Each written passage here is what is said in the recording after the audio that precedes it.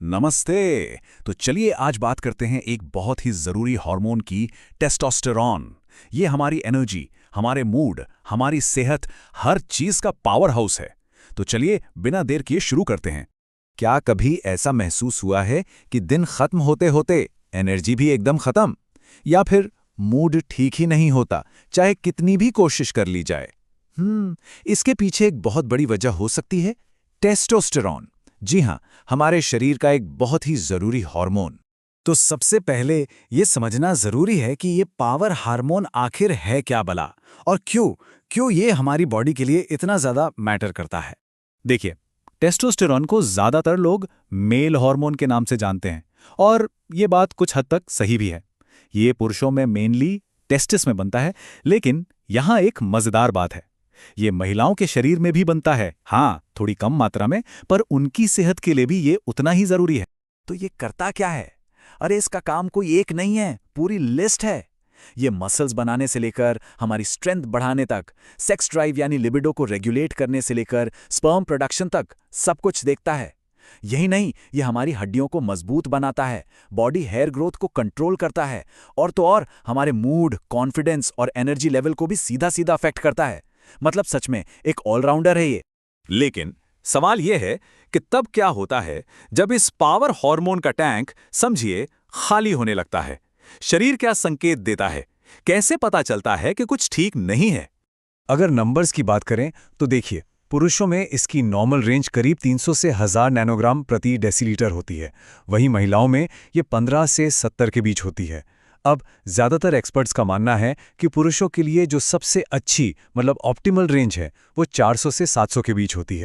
और हाँ, एक और इंटरेस्टिंग बात, हमारा टेस्टोस्टेरॉन लेवल ना कोई फिक्स नंबर नहीं होता। ये दिन भर बदलता रहता है। जैसे सुबह 8 बजे के आसपास ये अपने पीक पर होता है, फिर जैसे जैसे उम्र बढ़ती है ये धीरे धीरे कम होने लगता है।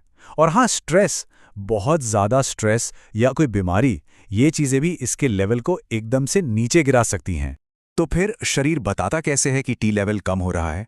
कुछ कॉमन लक्षण हैं जिन पे गौर करना ज़रूरी है, जैसे सेक्स ड्राइव में कमी आना, हर वक्त थकान रहना, एनर्जी ना महसूस होना, मूड में बार बार बदलाव मतलब मूड स्विंग्स होना, मसल्स कम होना और बॉडी फैट खासकर पेट के आसपास बढ़ना। ये कुछ ऐसे संकेत हैं जिन्हें नज़रअंदाज नहीं करना चाहिए।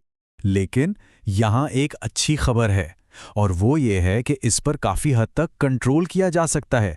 जी हाँ, जितना हम सोचते हैं ना, हमारे हाथ में उससे कहीं ज़्यादा ताकत है। तो सवाल ये है कि इसे नेचुरली कैसे बढ़ाया जाए।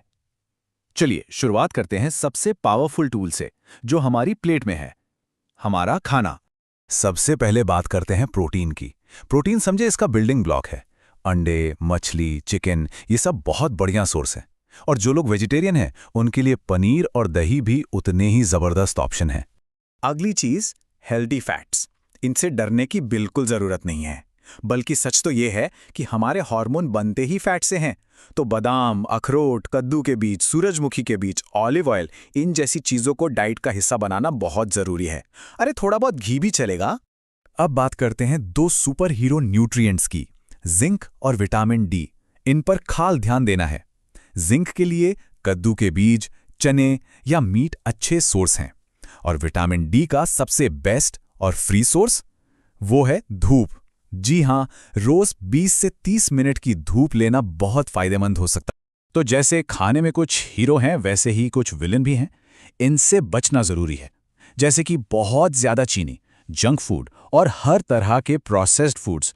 जरूरत से ज्यादा सोया प्रोडक्ट्स का इस्तेमाल भी हार्मोनल बैलेंस को बिगाड़ सकता है। अच्छा, सिर्फ खाना ही नहीं, हमारी आदतें, हमारा लाइफस्टाइल भी बहुत बड़ा रोल प्ले करता है। तो चलिए अब बात करते हैं एक्सरसाइज, नींद और स्ट्रेस मैनेजमेंट की।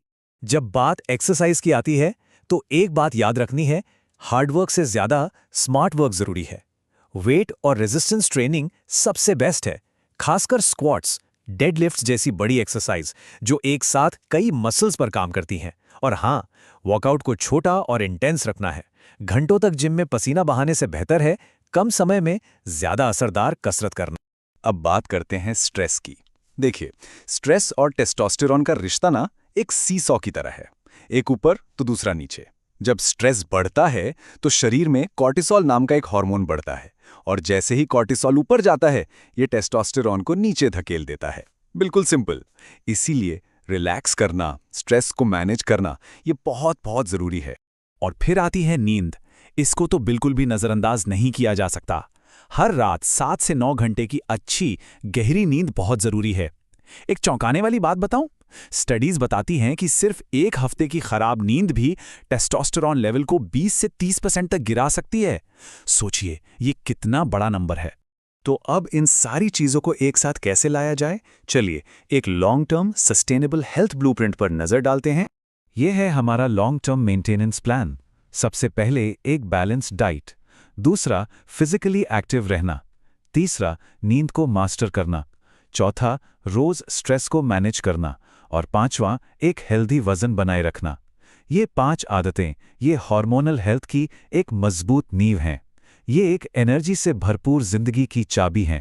अगर इस पूरी बातचीत से सिर्फ एक बात घर ले जानी हो तो वो ये है कि एक हेल्दी लाइफस्टाइल ही सबसे अच्छी दवा है। सिंपल, कोई भी सप्लीमेंट, कोई भी शॉर्टकट इसका मुकाबला नहीं कर सकता। और हाँ, एक बहुत ज़रूरी बात, एक चेतावनी समझिए। अगर किसी का टेस्टोस्टेरोन लेवल सच में बहुत कम है तो उसके लिए टीआरटी यानी टेस्टोस्टेरोन रिप्लेसमेंट थेरेपी जैसे मेडिकल ऑप्शन मौजूद हैं।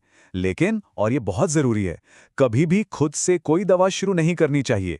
ये एक बहुत सीरियस फैसला है और इसके लिए हमेशा एक क्वालिफाइड डॉक्टर से सलाह लेना ही एकमात्र सही तरीका है। तो आज इस सारी जानकारी के बाद एनर्जी और सेहत को बेहतर बनाने की दिशा में वो कौन सा एक छोटा कदम उठाया जा सकता है? क्या वो 5 मिनट की वॉक होगी या फिर रात को 15 मिनट पहले सोने की कोशिश? हमेशा याद रखिए, हर बड़ा बदलाव एक छोटे से पहले कदम से ही शुरू होता है।